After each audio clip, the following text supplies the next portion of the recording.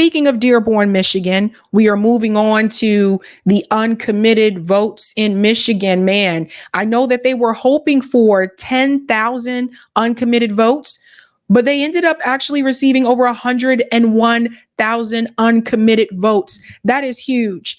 They considerably exceeded their expectations. Imagine hoping for 10,000 and getting 101,000. That is insane. But it all started with this idea of having an uncommitted vote protest. Now, I told you guys before, the strategy of this is basically to get the voters to vote uncommitted in the primary and to push Joe Biden to call for a ceasefire. Then in November, they would vote for Joe Biden. So the strategy that Rashida Tlaib was a part of with Listen Michigan was not to get the voters to vote uncommitted in the general election.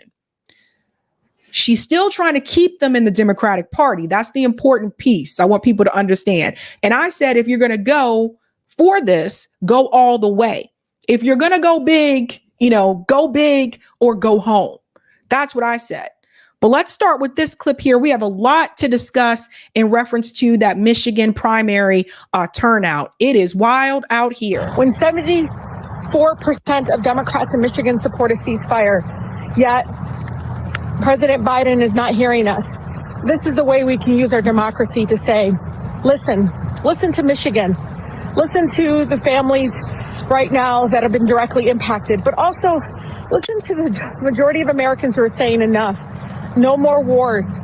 No more using our dollars to fund a genocide. But Congresswoman Tlaib wasn't alone among voters using their vote as their voice in today's primary. I want President Biden to take us seriously, talk about the subject more seriously. I'm hoping that it will tell the Democratic Party that they are making terrible decisions. I voted uncommitted to let Joe Biden know that we do not support genocide.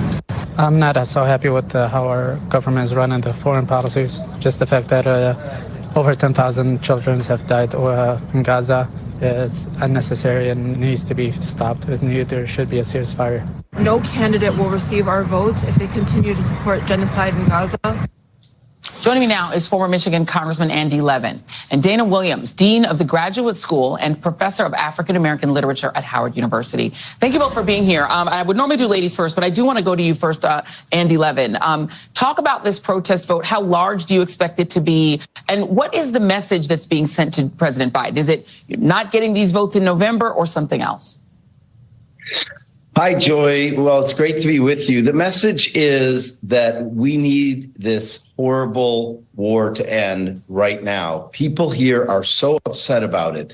Yes, Arab Americans, Muslims more broadly, people of color, young people, a lot of the president's base, we're just beside ourselves here at the carnage in Gaza. It has to end, and that's the message they're sending.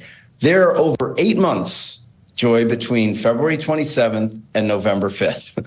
So we're not talking about November 5th now, but I'm very worried about November 5th if he doesn't change course. So this is a huge message to him to change course, because you cannot get reelected as president of the United States without winning Michigan, and you can't win Michigan with this many of your base members upset. So what I have said before is I think you need to go a little bit further than this, not just say vote uncommitted in the primary and hoping that Joe Biden will do the right thing. I've been saying this from day one, that you should vote uncommitted in the general regardless. I want to be very clear. You should not, if it was me in Michigan, you should not vote for Joe Biden in the general election, period, at this point. Too many people have died. There's been too many lies that have been told, whether it's the media, whether it's Joe Biden himself with the beheaded baby story. Too much has happened. At this point in time, asking for a ceasefire is too little. The Palestinian people need to have the right to return. The Palestinian people need to have self-determination, and there needs to be equality for Israelis and Palestinian people. The ceasefire is just the bare minimum. You have to think about what is going to happen after that. So the Palestinian people need to have equality and they need to be safe. We hear all these stories about Israel says they don't feel safe. The Palestinians need to feel safe and they don't. So to go all the way, are we going for, if we're using a sports analogy here, if we're playing football, what do you want? You want to go from the 10-yard line to the 30-yard line, or are you trying to get a touchdown? I'm trying to get a touchdown. So you need to ask for everything that you can right now, not just the ceasefire. Make those demands and stick to those demands. But regardless, you should not vote for Joe Biden in the general election. Screw that. He don't deserve your vote. He gave Israel the weapons and the money to slaughter your people. And you want to say, oh, do these things and do this little thing and then I'll support you in the general. Don't support him at all. Don't support him at all. I've said this before. Maybe the Democrats need to just lose. Maybe they need to fall on their ass. That's what I think needs to happen. We'll go back into this clip here. And very quickly, what do you guys expect? Do you have an estimate? Because I know 10,000 votes was the goal, but there have been protest votes in every primary. It happens all the time. What would be considered victory for you all? I think. Listen to what she just said. There's been protest votes in every primary, right? Okay. But I'm going to show you the difference of what those protest votes have been in Michigan compared to the primary that just happened, because she's not going to tell you. So I'm going to show you. 10,000 votes is great. I think we're now expecting to get at least one uncommitted delegate to the convention. And I think there may be more than that. In Michigan's rules, if you get 15% of the vote in a congressional district, you get one delegate. So I think it's going to be a very successful night tonight. I'll tell you what, Joy, my biggest fear is not that so many people come out and President Biden, it's seen as like, oh my gosh, so many people are voting uncommitted.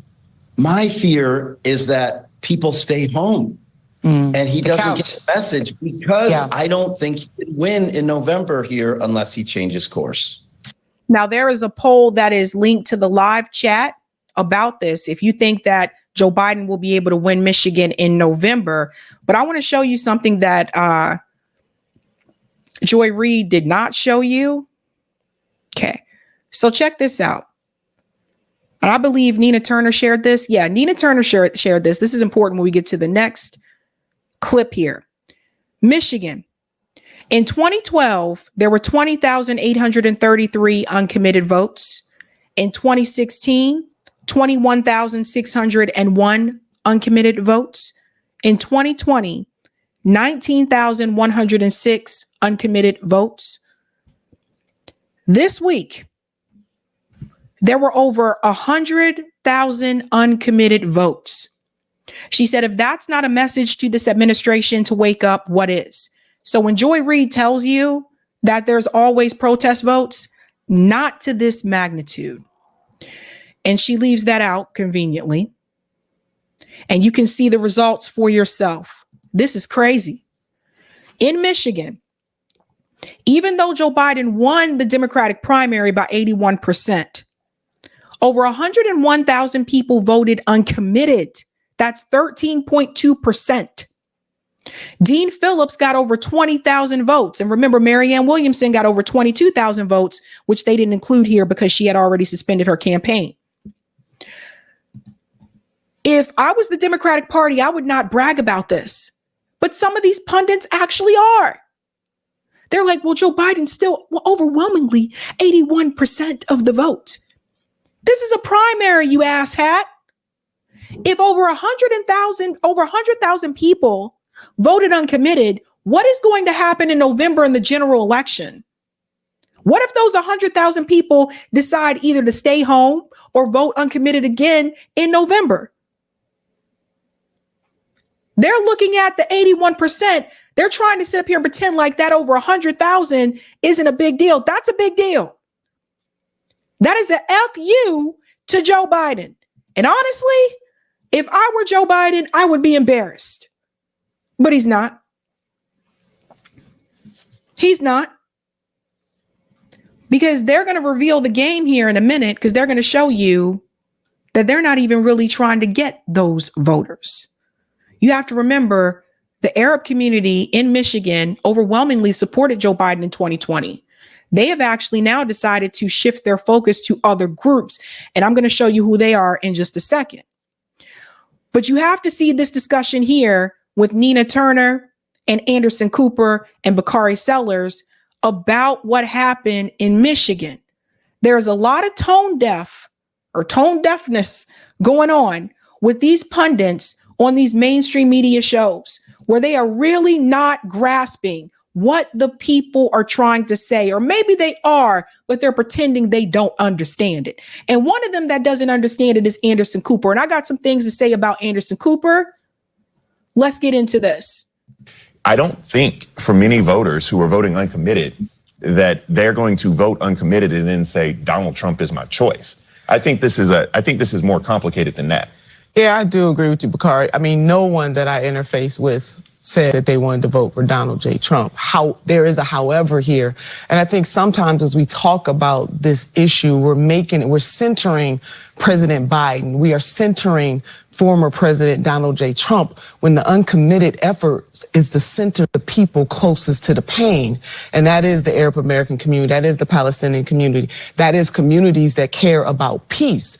And so while this president was in the ice cream shop saying, I think there's going to be a ceasefire, 30,000 people have been slaughtered. People are living in famine.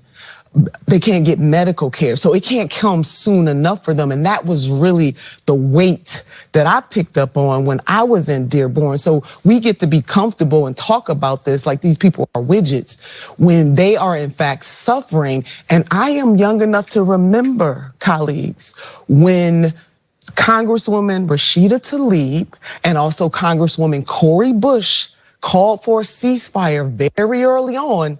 They were called abhorrent. Now, fast forward to all of these bodies laying in the wake and people who are living through this every single day. So by the way, let's pause here for a second, because what she's saying is very true. We're going to pause here because Anderson Cooper comes in here and acts like an asshole. What she's saying is very true, but remember, Nina's on here for a reason. You see, they still know, even though Nina is very critical of the Democratic Party, they still know she's still a part of the Democratic Party. She still supports the Democratic Party. She may not support Joe Biden, but she still supports the Democratic Party. That's why you'll see her on there, but you won't see someone like Breonna Joy Gray on there who's voted third party. So pay attention to that. So when what she says next comes out, Anderson Cooper doesn't want to hear that, and he lets you know that he's a problem with what she's saying. This might be her last time on CNN. And people who are living through this every single day. So by the way, there's also been slaughter in Israel. I was going to say. So there's a lot of pain on both sides. No, so I'm not. I'm not lecture on the problem, but I'm talking about the politics of this tonight.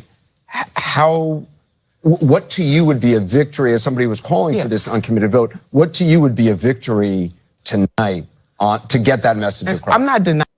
Let me pause here. So Anderson Cooper chimes in and he says, we don't really need a lecture on what's happening in Gaza. Apparently you do. Apparently you do. Anderson Cooper tells her, well, there's been casualties on the Israeli side as well. We all know that, Anderson Cooper. We've heard you talk about that for the past couple of months. Why is it that anytime someone starts to mention what the Palestinian people are going through, you got to come in and bring up, but this is what happened to the Israeli people. We're not talking about them right now. We're talking about the Palestinian people right now. Israel is in power. The Palestinian people are not. You know, it's like if you go to a cancer march, let's say you go to a breast cancer march, and you're volunteering and you're at that event, and somebody comes up to you and they say, well, you know, the people that have Alzheimer's and and they're going through some things too. Okay, I get that, but this ain't about them right now. This event is about the people who are going through breast cancer, who have been through breast cancer. This is Anderson Cooper trying to find a way to center Israel in the discussion when someone is talking about the suffering and the oppression of the Palestinian people, and he's trying to center Israelis. It's not about them. So you got to understand where Anderson Cooper comes from. This doesn't get said enough. Anderson Cooper is a Vanderbilt. His mom was Gloria Vanderbilt. So he was born in a family of wealth, enormous wealth, and privilege. Anderson Cooper ain't never had to struggle. He's never had to suffer. And I would argue the way he was able to get some of these journalist gigs is because of who he is. So Anderson Cooper don't want to hear about the suffering of the Muslim people. He don't want to hear about it. That was his way trying to tell Nina Turner to be quiet. I don't want to hear about it. That's enough of that. Stop trying to make me feel bad for these poor people. You literally have a Vanderbilt sitting there on the panel who does not want to hear about the oppression of the Palestinian people. He wants you to talk about what happened to the Israeli people on October 7th. Everybody is talking about that. Everybody has centered that. But right now, that is not the discussion. And this is what you have. This is what you have with people like him. Never forget that, ladies and gentlemen. When you see these people, a lot of these people that are on these panels on CNN and MSNBC and Fox News, ask yourself how they got there. Where did they come from? Most of them went to elite universities or they come from elite families. So Anderson Cooper has some nerve to sit up there and be like, I don't want to hear, don't give us a lecture on Gaza. No, you be quiet, Anderson. How about you don't give us a lecture from your teleprompter, okay? How about you learn how to use your own brain and your own thoughts instead of just reading words that were written for you by the studio execs? How about you do that, Anderson? A goddamn Vanderbilt. I'm that pain. All I'm saying that at a certain point after October the 7th, it becomes clear. I mean, you have a right-wing prime minister. Right. We don't need to read the issue. But you understand, I'm not denying anybody's pain. What I am saying is that this president and our country has the power to say. Did you hear? See, he tried to do it again. Right here. We don't need to hear it. See? Comes clear. I mean, you have a right-wing prime minister. Right. We don't need to read the issue. But you understand. See that? We don't need to hear it. I'm not denying anybody's pain. What I am saying is that this president and our country has the power to say to Netanyahu, we need a permanent ceasefire. The only time hostages, though, if I can push back here, one more point. The only time hostages were released is when we had that brief ceasefire. That is another reason why we need a permanent ceasefire. I also have to remind people we had a ceasefire prior to October 7th. Yeah. Right. I mean, that's a point. And I get centering people, and I completely understand that. But I think, Anderson, your point is valid as well, that there is a lot of pain to go around, and we cannot forget that. But I'm talking. Here comes Bakari Sellers. Uncle Tom sell out Bakari Sellers to back up Anderson Cooper. That's why Bakari Sellers is in the spaces that he's in. That's why he gets the opportunity to constantly come onto these shows. Now, Bakari Sellers, let me show you how people work, okay? Bakari Sellers was a part of Nina Turner's campaign. What? Bakari Sellers, who smeared the Bernie Sanders movement and campaign, ended up being a part of Nina Turner's congressional campaign. And whose side does he take here? Does he take the side of the oppressed people? No, he sits up here and he backs Anderson Cooper. Boy, I tell you. About the tangible solutions. That's what that's what and as we look at because we can debate and talk about this on a level of humanity, which we cannot forget, but we also have to look at the results from tonight. And what I'm saying is that there are tangible results this White House can deliver. And I think if they're able to deliver it, now if they miss, then you have a totally different scenario. And here's the reality, if I may briefly defend Joe Biden, there hasn't been a day since October 7th that he hasn't been working around the clock, his National Security Council, his State Department, with the Qataris, with the Israeli government to try to come to a cessation of hostilities. I mean, he thinks the president is also the president of Mexico, but that's okay. They do have a massive messaging problem, though. They have allowed this. That's a damn lie. He hasn't been working around the clock to come to some type of ceasefire. Joe Biden was just recently on Seth Meyers' show and said that he was a Zionist. So how dare you sit here and tell the American people this lie? Because that's what she's paid to do. All of these pundits on this panel, this is what they are paid to do. Lie. This sort of discontent with young progressives to take so much steam that you're seeing it play out in real time. And a problem that they might run into, if this is something that ends up being, upwards of 50,000 votes tonight, are other states going to follow? Are there going to be other organizing efforts in primaries to show that they won't be with Biden unless they see a change in policy? Yes, the uncommitted campaign is going to go. I mean, I've been told that campaign is going to go into other states. And Congressman, on the Republican side. So I just want to chime in here and add to that. There is already an uncommitted campaign, abandoned Biden campaign that is already taking off in Pennsylvania. So I did try to warn people about that. Now I want to show you something that this person said here. Stephen said this about Anderson Cooper. This is interesting. I will keep repeating this. When I was a secretary at an architecture firm, Anderson Cooper was a client and he would often wear an IDF sweatshirt. Everybody see that? He's one of them. Now, you even got people like Chuck Todd. Chuck Todd tries to make the comparison between the uncommitted campaign and Bernie Sanders' campaign. He's trying his best to save Joe Biden in any way, shape, or form. The problem is, this is an absolutely horrible comparison. Listen to this. But I think there were some folks that feared this would be a bigger issue, that thought, when you think about the amount of support that the protest side was getting from people like Bernie Sanders, Beto O'Rourke. Those are two of the primary opponents. Even Bernie Sanders' political arm or group he founded. Yeah, but Chuck, they also had about $200,000. Yeah, they had $200,000 and they put it together in a few weeks. Yeah, and they had an entire media, a couple of media organizations that were certainly giving them free rein. And I look at it and they did, it didn't break 15%.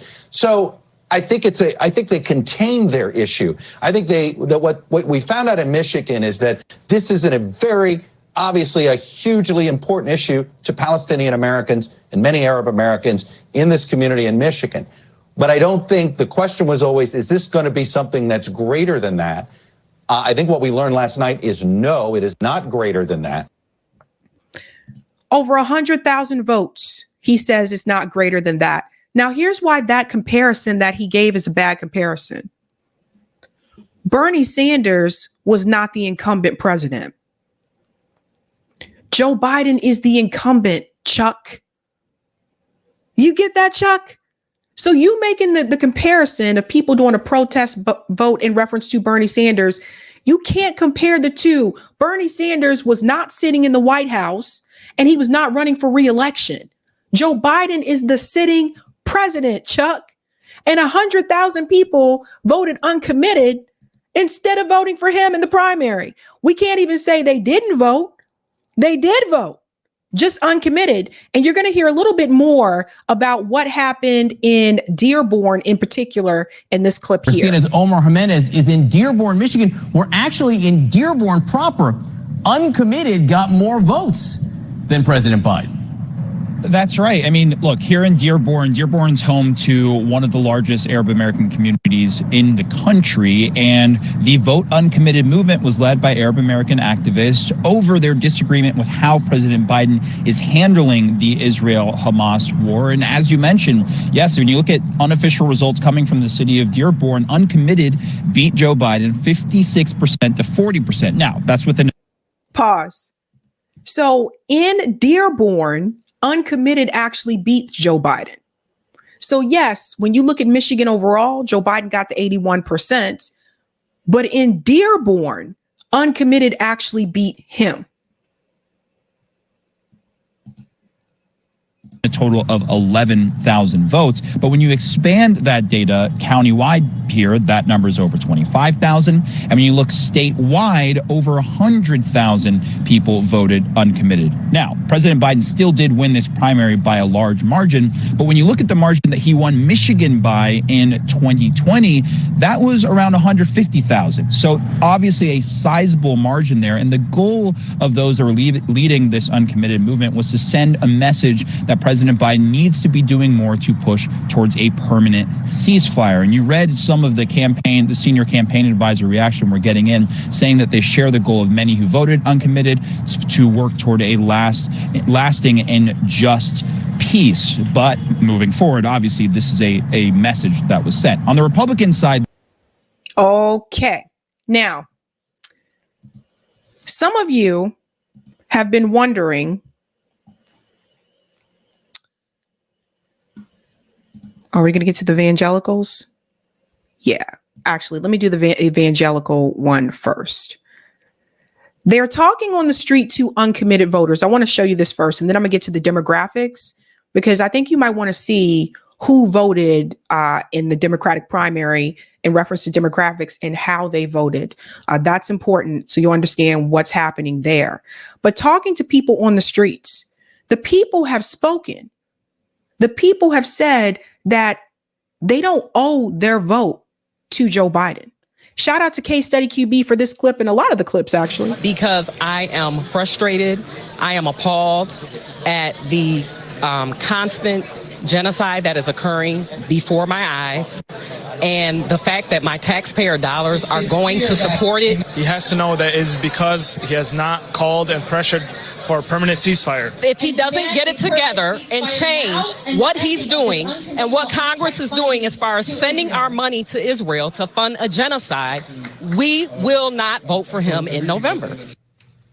Danielle, how big of a problem could this be for President Biden in Michigan come November? This is an enormous problem for the Biden campaign, and it isn't just in Michigan. Michigan just had the ability to show out. At the end of the day, there are many different groups, whether it is the Black church, whether it is Muslim Americans, whether it is Generation Z, that are not happy at all with the way that this administration is dealing with the war in Israel. And so for this, we have to understand that in 2016, if folks remember, Donald Trump won Michigan by, I think, 10 or 11,000 votes. We're talking about an uncommitted protest vote that was over 100,000 votes. Biden does not have any room for error here. And so if I am that campaign, I am paying attention to this base the way that the Trump administration, the way that the Trump campaign and the Republicans pay attention to white evangelicals. This is a big problem for the Biden campaign, and this was an alarm. They have 8 months to change course, and I suggest that they do so. There it is. There it is, folks. And that's not to say that those people are going to go out and vote for Donald Trump. No, they could just sit home in November, which could also cause Joe Biden to lose. Now I want to show you what they're trying to shift towards, because they actually give it away in this interview here. Because they know that he has this issue in a city like Dearborn, they are now letting you know they're not even going to focus on those types of people. Listen to this. I told you they tell on themselves. Michigan is a bit of an outlier because of that uncommitted vote. But in the end, I don't think it hurts him so much in November, because 8 months from now, we're going to be having a whole different kind of conversation. And it will be focused on those suburbs that Steve Kornacki just talked about. And in those suburbs, the Republican folks who don't like Trump, who didn't vote for Trump in 2020, they're not turning out for Trump in 2024. Pause. You see what they're going to do? They're going to actually focus on getting the suburban vote. So instead of actually listening to the people of Dearborn, this is why I said they should not vote for him regardless in November. Instead of actually listening to the people of Dearborn and actually trying to work something, like talking to people in the community, work some kind of thing out, some kind of plan or whatever, she's letting the cat out the bag early to let you know that the Biden campaign is going to focus on the suburban vote, just like he did in Georgia. It's not like Biden and them were trying to get people in the inner city in Atlanta. They focused on the Atlanta suburbs. So this is a class issue. Because what Joe Biden is basically saying, I am not going to focus on the working class. I'm going to focus on the people who are in the burbs, more the upper middle class people or wealthy people. This is another sign and another example that the Democratic Party has moved away from the working class. They are now relying on white suburban moms. Now, that didn't start with Joe Biden, but it's continuing. So you see who they're trying to reach. They're no longer trying to reach the urban community. They're trying to reach the people in the communities that have money. They don't care about you. Class issue. Whereas Biden, they may still come out for him because whether it's abortion on the ballot, very big issue, or democracy. So I think Biden has a better chance of keeping his initial voters. So there you go. Except for the fact that in 2020, he actually did receive a lot of support from the Arab community. Now, in reference to the demographics, let me bring this up here because I do want to show you.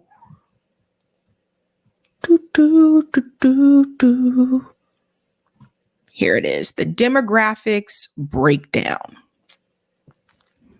I want to show you how people voted in Michigan. The numbers that explain the messy Michigan primary results. So let's take a look at the demographics, folks, because I want to make a point. Arab American voters and young voters pushed back. Arab American communities who have heavily been critical of Biden in recent months, arguing he should publicly call for a ceasefire amid the Israel-Hamas conflict, drove the strength of the uncommitted vote on Tuesday. So you can see here, uncommitted received a majority of votes in Dearborn and Dearborn Heights and got more than 60% of the vote in the smaller city of Hamtramck, an enclave of Detroit with significant Yemeni American and Bangladeshi American populations. So that's what drove the uncommitted vote. That's where most of it came from. Now, check this out. Precinct level results further show the strength of uncommitted campaign among Arab American voters. The protest vote got more than 90% in Dearborn neighborhoods that are heavily Arab population. Okay, so you can see where the majority of it came from, right? Now, here's the problem. Let me scroll down here. Uncommitted had few other strong points and was weakest in majority Black areas. This is going to be the problem. Because you see right here, it says that the flip side of the uncommitted vote localized strength was that it made little splash in much of the rest of the state. Outside of the strongholds of Arab American young voters, uncommitted received comparable numbers Tuesday to the 10% of voters who voted uncommitted in 2012. And then President Barack Obama was running as an incumbent.